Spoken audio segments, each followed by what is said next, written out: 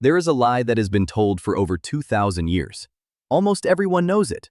Almost everyone believes it. The story goes like this. On a single day, all the knowledge of humanity was lost forever, swallowed by a single fire. The Library of Alexandria, the greatest archive of knowledge in the ancient world, supposedly went up in flames, and with it, centuries of mathematics, astronomy, medicine, literature. One moment of destruction that cost humanity what looks, in hindsight, like centuries of progress. It is one of the most famous stories from antiquity. It has been told in films, in textbooks, in 1,000 documentaries. And it is almost certainly false. What if what actually happened is far stranger than any fire? A story not about a single moment of destruction, but about something that unfolded over centuries, almost unnoticed, page by page, until almost no one even realized what was disappearing. And what if that story tells us something about ourselves, about what will be left of everything we know 1,000 years from now? Here, on the Mediterranean coast of modern-day Egypt, Alexander the Great founded a Greek metropolis more than 2,300 years ago. With characteristic modesty, he simply named the city after himself, Alexandria. For centuries, Alexandria was the hinge of progress in the ancient world.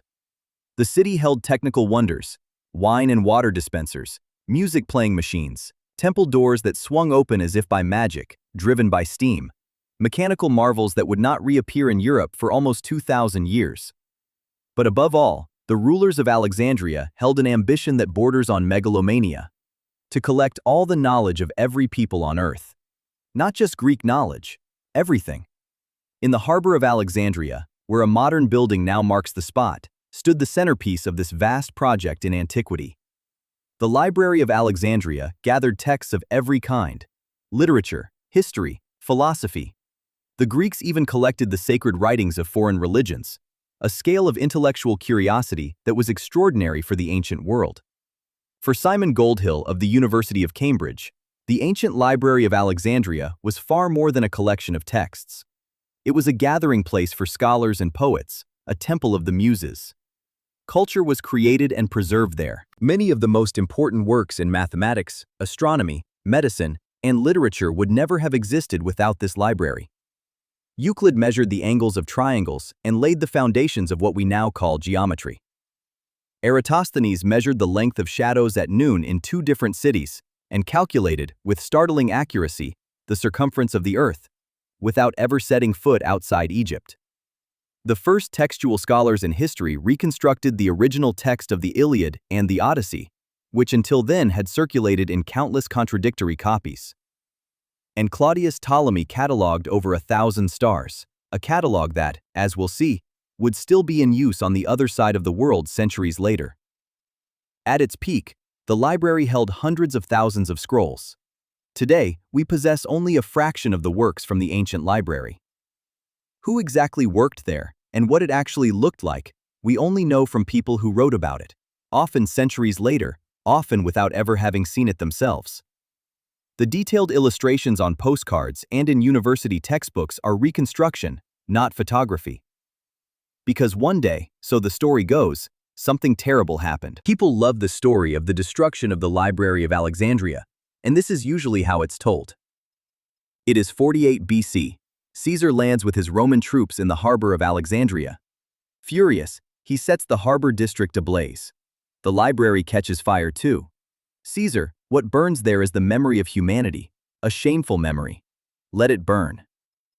But do you truly mean to destroy the past? Yes, and upon its ruins, I will build the future.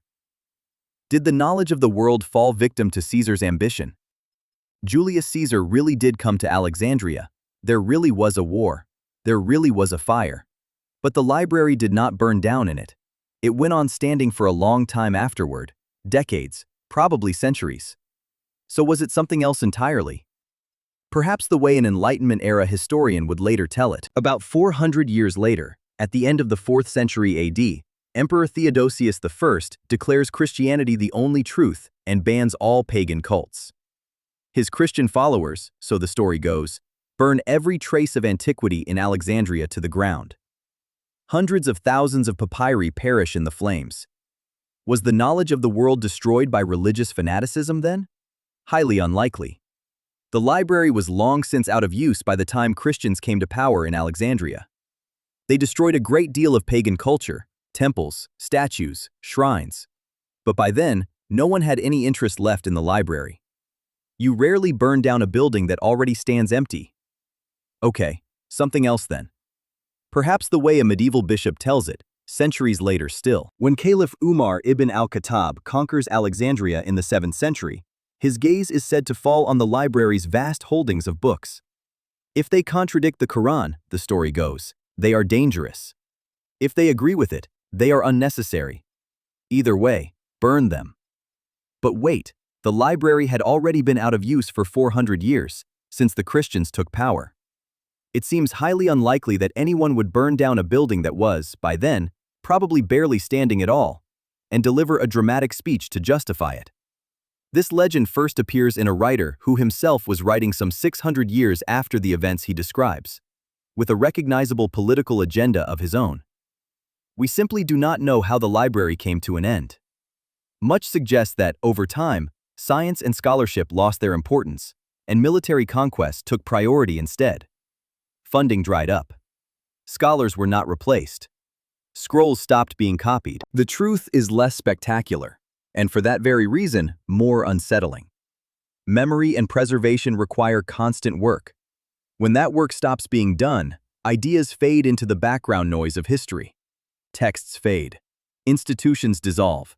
People forget. Papyrus crumbles to dust. No fire. No single culprit. No single day on which everything ended. Just a slow, quiet vanishing.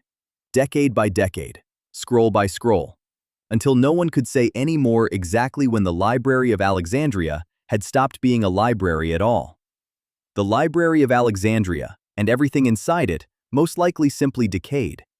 But if the knowledge of antiquity was disappearing a little more every single day, then the real question becomes, how did any of it survive at all the way to today? The books here are very old and very valuable. You cannot simply take one. The shelves are alarmed. Historian Violet Moeller of Oxford has probably never tried to steal a book, but few people understand the value of books better than she does. And here is the medieval version of an alarm system. Books were chained down, so no one could carry them off. There are three things we tend to overlook in the history of knowledge: materiality, politics, and geography. Materiality begins with a simple realization: knowledge always needs a medium. The books of antiquity weren't really books at all. They were scrolls of papyrus. You unrolled them to read, then rolled them back up to store. Tedious, and every unrolling and re-rolling wore the material down a little more. Papyrus does not last forever. In Egypt's dry climate, it can survive for a remarkably long time, but in the damper Mediterranean world, it often crumbled within a few generations. This had two consequences. First, the knowledge of antiquity could only be preserved by laboriously copying it, scroll to scroll, by hand, letter by letter. Second, access to fresh papyrus became a question of power. Papyrus is made from a plant that grows almost exclusively in the Nile Delta. In antiquity, Alexandria was the center of papyrus production, and used that fact as leverage. It's even said that the rulers of Alexandria at times deliberately restricted papyrus exports to weaken rival libraries. The library at Pergamon, in particular, suffered from this supply squeeze. That's probably exactly why, around the 3rd century BC, a new material was introduced there, one whose name still echoes the city today: parchment. As you can see, it was made from animal skin. A small book alone required the hides of several animals. A more substantial book might require a few hundred sheep or calves. Copying a full manuscript onto parchment was, as a result, extremely expensive. The price of at least a small house, sometimes more. Just writing 3 small words already takes a long time. We can be grateful for all the scribes who bent over their desks by candlelight, dipping their quills in ink, holding the knowledge of the ancient world together for us, often not out of obligation, but as the work of a... Which brings us to the second factor we tend to overlook in the history of knowledge: politics. The Christian institutions that later controlled Europe's monasteries, and with them, its scriptoria, had no interest in pagan culture. In some cases, they were openly hostile to it. And pagan could mean something as broad as philosophy, mathematics, or astronomy. That knowledge simply wasn't copied, or when it was often cut down, softened, reinterpreted. Every copy that was never made is a small, silent loss. Multiplied across centuries, those small losses add up to most of what antiquity ever produced. But fortunately, there were other paths that kept ancient knowledge alive. This is one of the most significant surviving copies of Euclid's Elements. Euclid originally wrote it in Alexandria. Neither the Romans nor the early Christian church took much interest in mathematics. In Europe, the Elements nearly vanished into obscurity. And this is where geography enters the story. Because the fact that it survived at all, we owe to scholars in a completely different place. In Baghdad, at the center of the Abbasid Caliphate, the caliphs of the 8th and 9th centuries became fascinated by the scientific works of the ancient Greeks, especially texts on mathematics and astronomy, and actively hunted down copies, sometimes at enormous expense, sometimes in exchange for diplomatic favors. Here in Baghdad, at the so-called House of Wisdom, scholars from across the known world gathered together. They invented new mathematical methods, drew maps, studied medicine, and translated centuries of Greek thought into Arabic, until the city was conquered by the Mongols in 1258. Legend has it that the House of Wisdom caught fire in the process. And once again, the story goes, all the knowledge of the world burned to ash. Sound familiar? Whether true or not, this tragic story of a library is rarely told in the West at all. I always learned it as, first there were the Greeks, then the Romans, and then straight on to the Renaissance. But 1,000 years lie in between. No book on earth survives 1,000 years just sitting on a shelf. In my entire education, I never once heard about the enormous influence the Islamic world had on the sciences during that time. Only in the 12th century do the Elements, along with many other works, finally make their way back to Europe. Scholars like Adelard of Bath traveled specifically to Spain and Sicily, the meeting points between the Christian and Islamic worlds, to track down Arabic translations of Greek originals and render them back into Latin. Euclid's work, carried on that long detour, became a cornerstone of European education.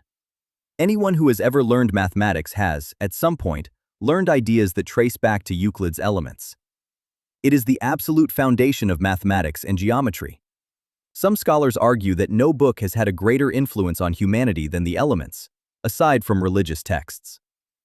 And of course, ancient knowledge didn't only spread through Europe. The Mongols themselves, despite destroying Baghdad, carried knowledge from the city onward across their vast empire. And when Marco Polo arrived in China at the end of the 13th century, he found an Islamic-influenced observatory already in operation there, one that relied on the star catalogue of Claudius Ptolemy of Alexandria. A text that had traveled halfway around the known world before it ever got there. It is a misconception, then, to think that some knowledge is simply lost in great catastrophic events, while the rest arrives unchanged. Everything we call ancient knowledge has been on a long journey. It was translated, manipulated, forgotten, rediscovered, misread, argued over, and, sometimes brilliantly, falsified along the way. What remains now lies before us in scattered fragments. But once we accept that preserving knowledge is, above all, an act of active remembering and active sharing, aren't we thinking far too narrowly if we only ever look at the written word? We connect to our land through the stories we tell. Stories that come from the dream time, deep, deep in the past. Bianca McNear is a Malgana woman from Shark Bay, on the west coast of Australia. When she thinks of old knowledge, she doesn't picture dusty libraries. She thinks of the stories she was told by her mother and grandmother, and that she now tells her own daughters. Stories that carry far more of the ancient past inside them than you might guess at first glance. A very long time ago, a great flood swept across the land and reshaped the coastline of Gatha-Gudu. The animals living there had to search for new homes, new food. Bujungura, a young turtle, discovered a tree hanging with delicious red berries. The other animals warned him, the berries hung dangerously close to the water. "Careful, Bujungura, if you eat all those berries, the sea will catch you." But he wouldn't listen. He ate more and more red berries, until his belly grew so round and heavy that his short little legs could no longer carry him. And it happened exactly as they warned. He couldn't get back out. He was trapped in the sea, forever. Little by little, Bujungura learned to find his way in the ocean. Over time, he even grew flippers. But to remind him of his story, he still had to come up for air. After all, he had once been a creature of the land, and so he learned his lesson. The story of Bujungura the turtle is, on its surface, a lesson about respect and responsibility toward the natural world. But new research shows it is far more than just a stories like this exist all across Australia. Linguist Nicholas Reid, working together with geographer Patrick Nunn, gathered Aboriginal stories from communities across the entire continent and noticed a striking pattern. We found stories all across Australia that describe the sea rising. In many Aboriginal stories, animals or people are forced to flee a rising ocean, or landscapes are described in places where the sea now sits. This recurring motif caught the researchers' attention. If these myths had emerged purely by chance, you'd expect them to be about all sorts of different things. So they looked more closely, eventually gathering more than 20 distinct stories from over 20 locations along the Australian coast. And the result, published in 2015 in the journal Australian Geographer, made even experienced researchers pause.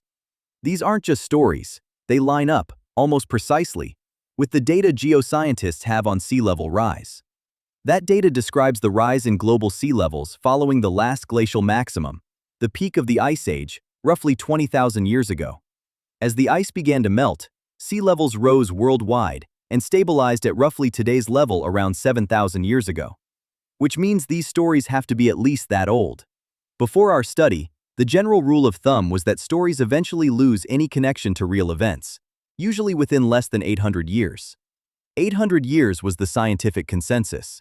The stories about rising seas didn't just double that figure, or triple it. They blew past it by more than tenfold. Several hundred generations, passed down entirely by word of mouth, without a single written word. Passing that much information down accurately requires a trick. Nicholas Reid explains one of them.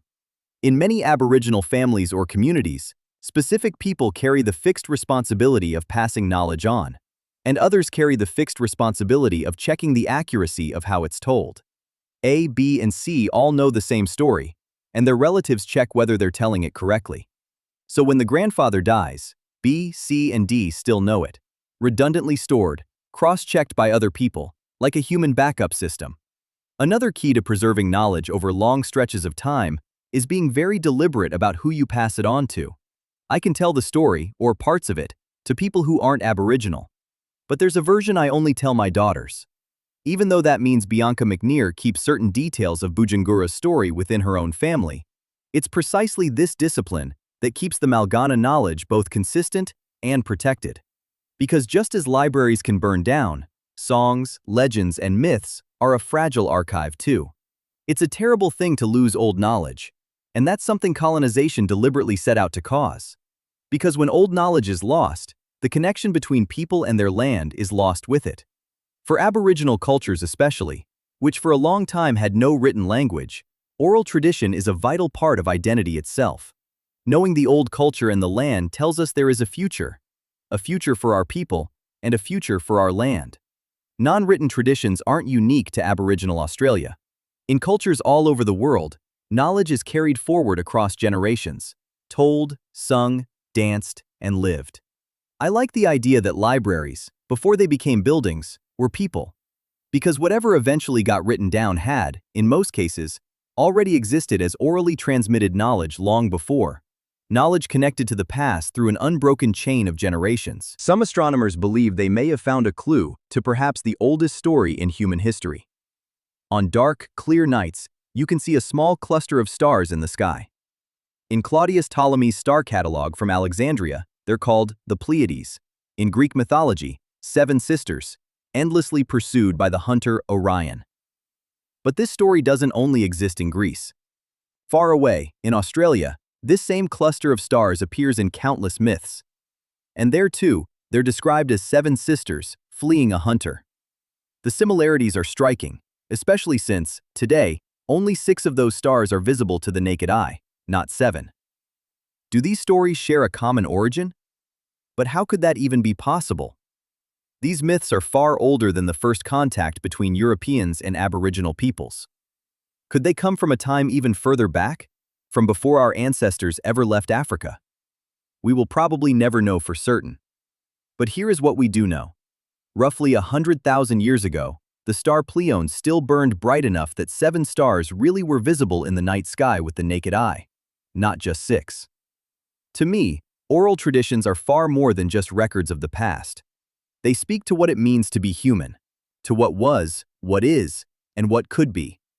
And the best way to prepare for the future is to know the past. One last place.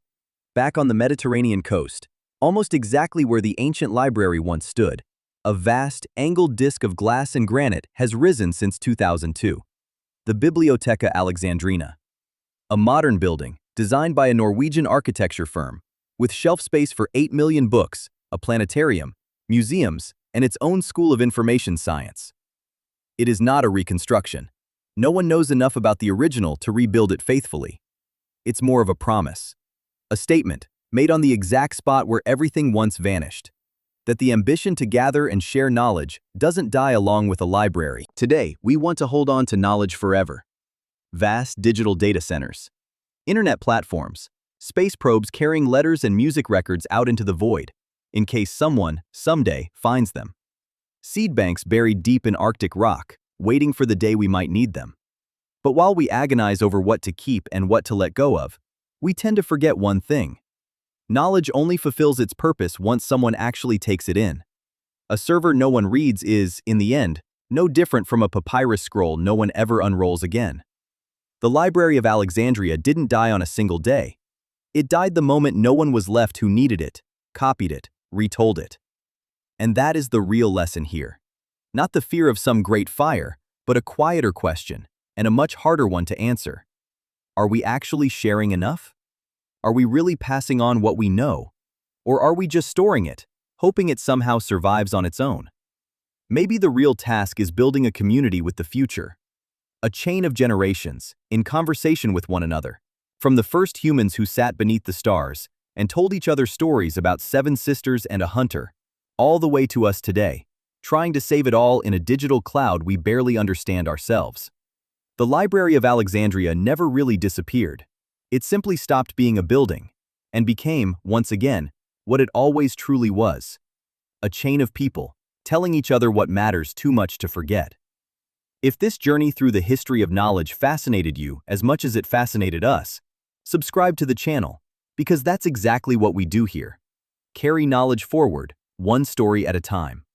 And tell us in the comments, which piece of lost ancient knowledge would you most want back?